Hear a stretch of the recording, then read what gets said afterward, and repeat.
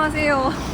와, 팀 5입니다. 저희는 지금 대한성공회 인천 내동교회를 가고 있는 길인데요. 이제 내동교회는 서울 대성당과 함께 한국 성공회의 역사라 할 만큼 그런 역사적 의의가 깊은 종교적 장소라고 합니다. 이동해볼까요?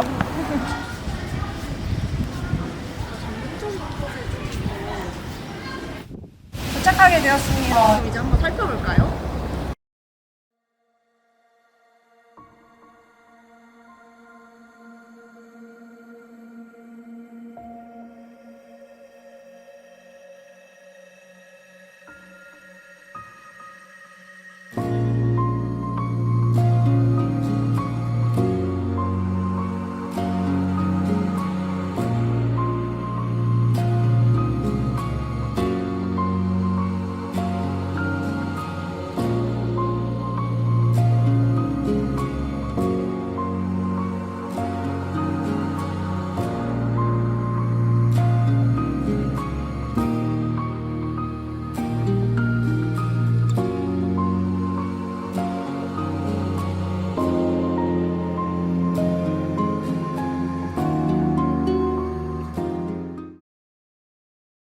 대한성공회의 최초의 성당입니다. 인천 내동 성당은. 그래서 1대 주교이신 존 고프 주교님하고 그리고 이제 의사이신 난데츠 박사님이 오셔서 인천 지역에 선교를 하시는데 교회를 세우시는 것보다 먼저 병원을 세우셨어요. 원래는 성당이 이곳에 위치한 게 아니라 이건 병원터였는데 교회는 이제 저쪽 밑에 세워져 있었거든요.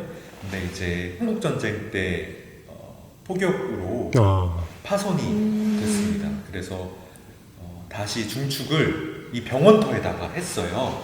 근데 이게 이제 인천시 문화재 인정을 받았는데 벽돌이나 뭐 이런 재료들을 그 당시에 이제 파손됐던 성당의 부품들을 가져와서 다시 세웠기 때문에 이제 문화재 인정을 받은 겁니다.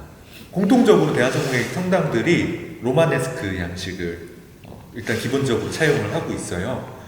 로마네스크 양식은 그 로마 시대에부터 기독교가 국교화되면서 이제 그냥 신자들의 집 가정집을 이용한 것에서 이제 로마의 어떤 그 궁정 양식을 본뜬 교회들이 이렇게 막 세워졌는데 그게 이제 로마네스크 양식이라고 하거든요.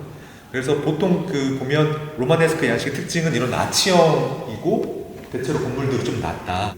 지역 문화화의 어떤 융합을 되게 중요하게 생각했던 것 같아요. 당시 한국 문화의 어떤 건축 양식들을 잘 받아들여서 그것들을 좀 녹여냈다.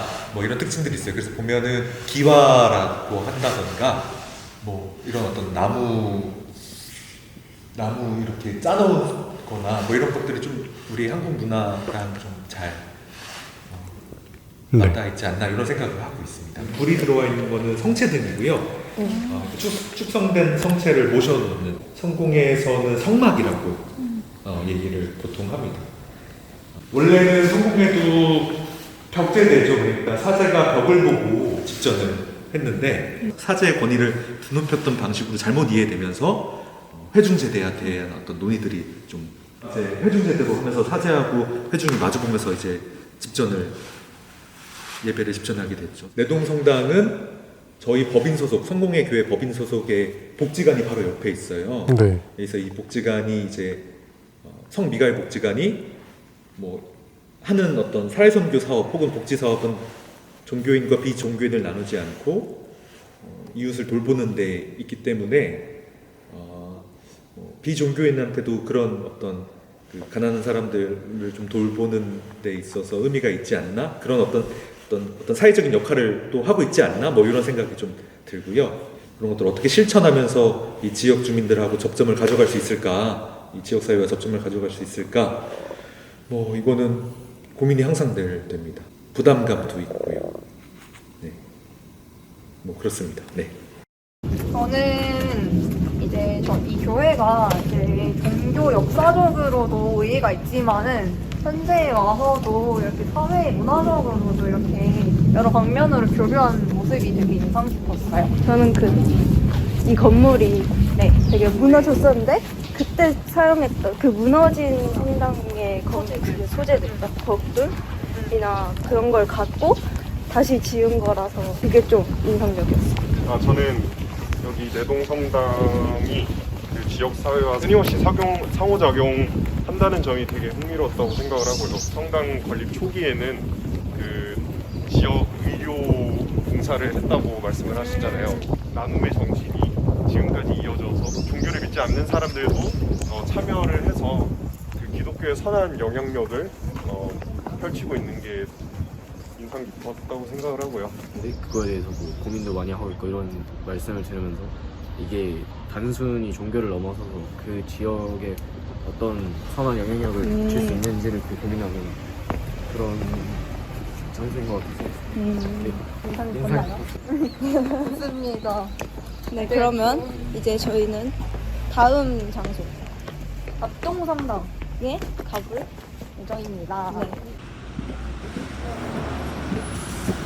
이곳은 답동성당입니다. 아름다운 건축과 성당의 역사적 의의에 관심이 있어 답사하게 되었습니다. 카톨릭 성당이고 교구 장주교의 주교자가 있는 주교자 성당이고 주보성인은 성 바오로입니다.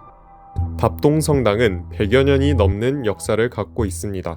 19세기에 파리 외방 전교회의 조선 교구장 블랑주교는 무역 중심지로서의 좋은 입지를 갖춘 제물포에 성당을 건립하기로 결정했습니다.